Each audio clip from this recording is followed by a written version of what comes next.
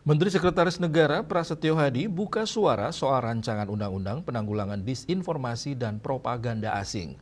Prasetyo Hadi menegaskan RUU tersebut masih dalam sebatas wacana dan belum digodok.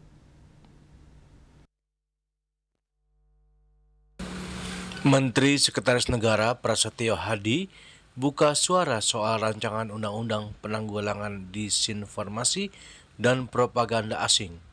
Prasetyo Hadi menegaskan RUU tersebut masih dalam sebatas wacana dan belum digodok.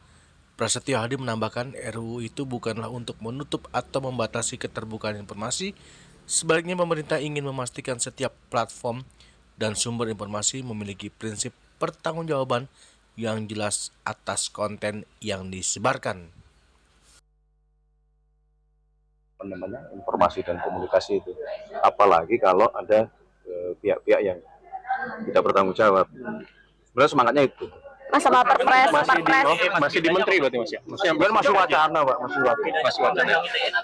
Kalau Ya pasti perpres nanti nyambung kan kalau ini masih wacana belum ada belum.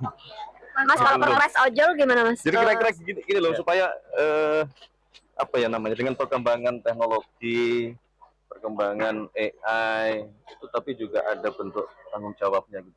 Jadi jangan kemudian AI atau teknologi itu justru dipakai untuk sesuatu yang kurang bertanggung jawab atau bahkan sesuatu yang merusak gitu, misalnya.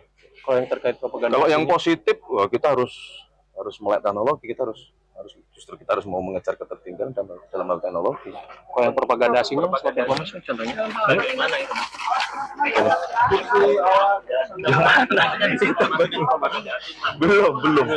Belum.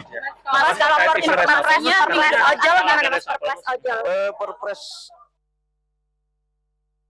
Seiring pesatnya perkembangan teknologi termasuk kecerdasan AI, Prasetyo menekankan harus ada prinsip tanggung jawab yang menyertainya. Ia mengingatkan agar AI dan teknologi tidak disalahgunakan untuk hal-hal yang tidak bertanggung jawab atau bahkan merusak. Dari Jakarta, Juli Suhata dan Ketut Sumadiasa melaporkan.